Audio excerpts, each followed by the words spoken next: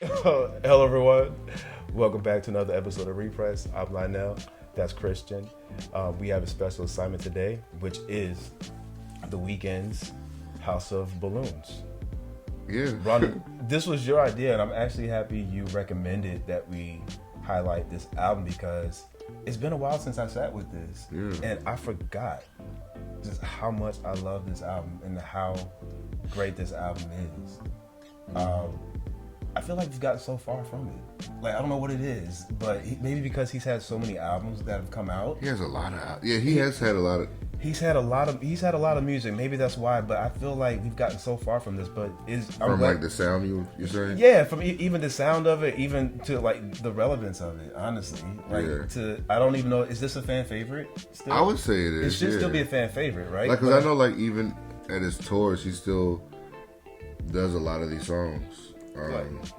Like, I mean, if the Super Bowl, he performed House of Balloons. I know he recognizes it, and I'm not that familiar with his fan base, but I know, like, he still performs songs from this project, and I mean, I don't see how he couldn't or wouldn't want to. It's just a great foundational project of his. Like, I remember Lionel actually sent me the link. This is before people were on SoundCloud or anything, and it was houseofballoons.com. He was like, just download it. I was like, what is this? He was just download it. It's really cool. I was like, okay. Downloaded the file and listened to it, from beginning to end. And my mind was just blown at how amazing this project was. I didn't know what the guy looked like.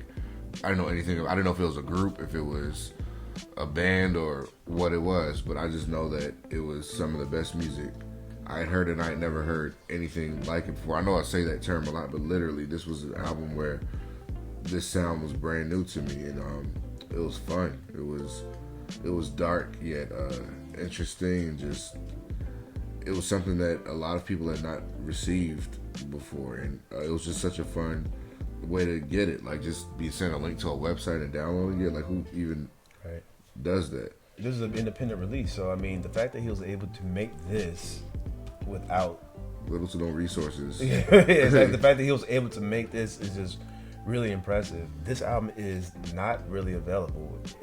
I kind of see it trickling around. Sometimes they'll repress it and then it'll become unavailable for a few months, and then it goes back and forth.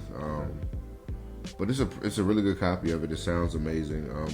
I'm hoping he re-releases it, the original copy, because some of the songs on here sample certain songs and he wasn't able to clear it. Like What You Need had Aaliyah's Rock the Boat sample on it, and he just taken off of this version of it. But I think he recently re-released it digitally where he got the rights back to it or whatever. Bro, this is a crazy album cover. We never talked about that. Yeah, you want to show? Yeah. This is the album cover. It's right there. It's looks like a naked white woman passed out in a bathtub. And the inference is drugs may be involved in some capacity. He loves talking about cocaine. Yeah, so I mean, drugs are involved in some capacity here. All the capacity. Capacity. I honestly want to say majority of his music is about an experience with drugs. Like, well, it starts off with High for This. The album starts off with High for This, so we all know what that is. I think calling your album House of Balloons. It was like, what? Let's just in of itself, that right there. Yeah, that's some cocaine shit.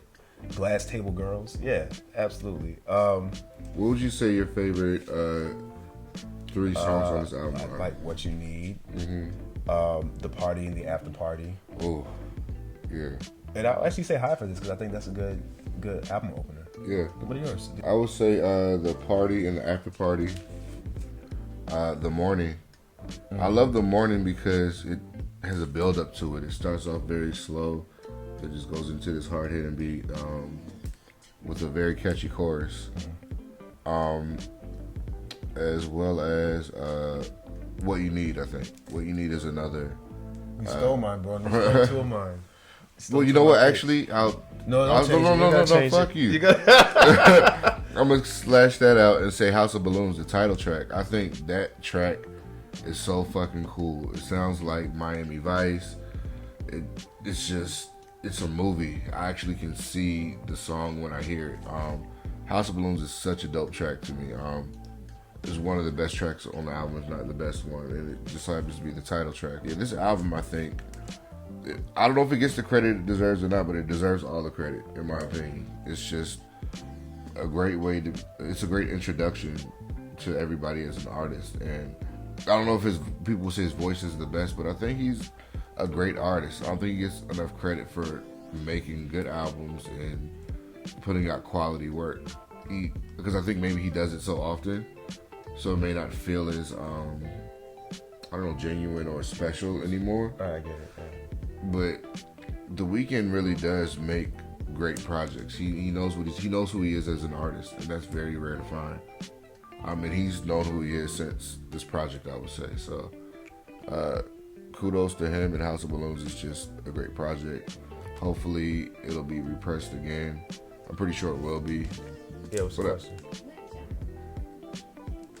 What genre would you put? He's pop to me. Yeah. This is honestly really the only R&B album this is the only album that I consider. Well, Thursday and R&B. the other ones are too. Well, yeah, that came out around the same trilogy. That trilogy was around the same time. Alternative R&B, but yeah, but the other ones I would say are pop. And as a matter of fact, that's funny because I saw a headline today, which headlines online don't really mean that much, but just to kind of make a point, they said that The Weeknd is now the Prince of pop in terms of like most listeners on Spotify or something. I guess he just dethroned Justin Bieber. But the fact that he's in, I'm only saying that because the fact that people categorize him like that, and he's in those types of conversations with your Justin Biebers and your Post Malones and whoever, Taylor Swift and all that. Like he just. I don't think he gets enough credit. He comes across as a pop star to me. Yeah, I don't think he gets enough credit for being a pop star either, because I think people don't know where to place him. I think one, because he's black, so people automatically say black people are R&B or whatever. But I don't think he gets enough credit for being one of the biggest pop stars out there today, if not the biggest. He's been consistent with every album he puts out. He at least gets at least one number one track, and I know number ones aren't everything, but the headline the fucking Super Bowl. He sells out arenas. He's about to sell stadiums. Yeah, he headlines Coachella. Like, he literally is one of the biggest artists out today. He's up there with your Taylor Swifts and Justin Bieber's. So to call him Prince of Pop, I think, of today is accurate, and I think he deserves a lot more credit than what people give him.